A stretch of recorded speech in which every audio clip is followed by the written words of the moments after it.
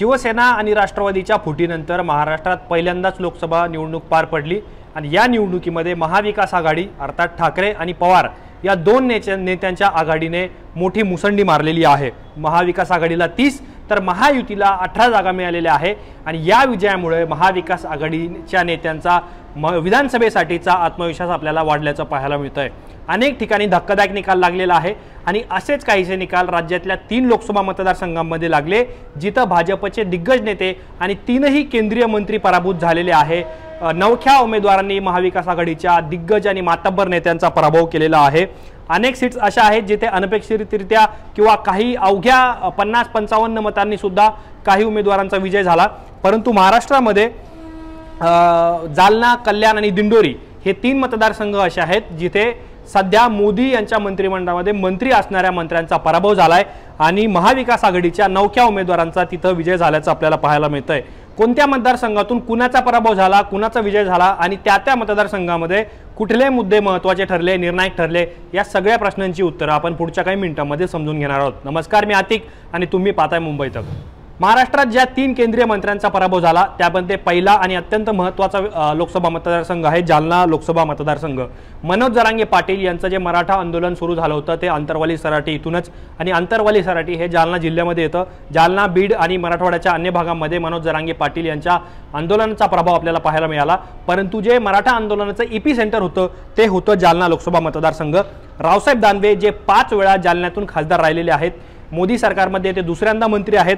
मनोज जरांगे पाटील यांच्या आंदोलनामुळे त्यांनी घेतलेल्या भूमिकेमुळे रावसाहेब दानवे यांची मोठी कोंडी झालेली होती। मनोज जरांगे पाटील यांनी सातत्याने गृहमंत्री देवेंद्र फडणवीस यांच्यावरती अनेकदा गंभीर आरोप केलेले होते आणि त्यावर रावसाहेब दानवे यांनी कोणतीही भूमिका घेतली नाही, त्यामुळे मराठा समाज नाराज होता आणि त्याचाच काहीसा फटका जालना लोकसभा मतदारसंघामध्ये रावसाहेब दानवे यांना बसला।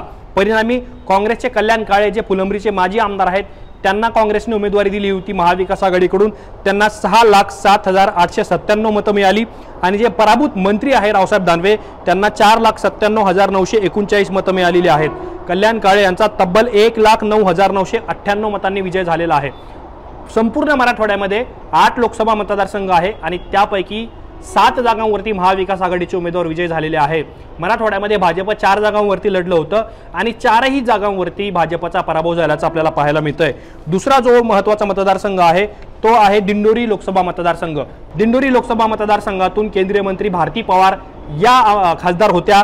यावेळेस दिंडोरी, नाशिक आणि आजूबाजूच्या परिसरामध्ये कांद्याचा भाव आणि निर्यात बंदी जी कांद्यावरती घालण्यात आली होती त्यामुळे सुद्धा हा मुद्दा ज्वलंत झाल्याचं आपल्याला पाहायला मिळालं होतं। नरेंद्र मोदी यांनी ज्यावेळेस दिंडोरी आणि नाशिक परिसरामध्ये प्रचार सभा घेतली त्यावेळेस सुद्धा काही शेतकऱ्यांनी याच्यावरती नाराजी व्यक्त केल्याचं पाहायला मिळालं होतं। दुसरीकडे शरद पवार यांनी सुद्धा दिंडोरीवरती वैयक्तिक लक्ष घातलेलं होतं। भास्कर भगरे या नवख्या उमेदवाराला त्यांनी उमेदवारी जाहीर केलेली होती। जयंत पाटील असतील, उद्धव ठाकरे असतील या नेत्यांनी तिथे सभा घेतलेल्या होत्या। महाविकास आघाडीचे कार्यकर्त्यांनी तिथे काम केल्याचं आपल्याला पाहायला मिळालं। परिणामी भारती पवार ज्या मोदी कॅबिनेटमध्ये मंत्री आहेत, भाजपच्या मोठ्या नेत्या समजले जातात, उत्तर महाराष्ट्रामध्ये त्यांचा 1,13,199 मतांनी पराभव झालेला आहे। भास्कर भगरे यांना 5,77,339 मतं मिळाली तर भारती पवार यांना 4,64,140 मतं मिळाली। दिंडोरीचा पराभव हा भाजपसाठी मोठा धक्का आहे, कारण कोरोना काळामध्ये भारती पवार यांनी सुद्धा महत्त्वाची भूमिका बजावलेली होती। वेगवेगळ्या विषयावर सुद्धा त्यांनी रोखठोक भूमिका घेतली होती। कांद्याचा मुद्दा इथे प्रभावी ठरला, निर्णायक ठरला। एक प्रकारे ही सुद्धा राखीव जागा आहे, परंतु ही जागा सुद्धा महाविकास आघाडीने आपल्याकडे राखून घेण्यात, विजय करून घेण्यात यश मिळाल्याचं आपल्याला पाहायला मिळतं। तिसरा मतदारसंघ जो आहे तो भिवंडी लोकसभा मतदारसंघ।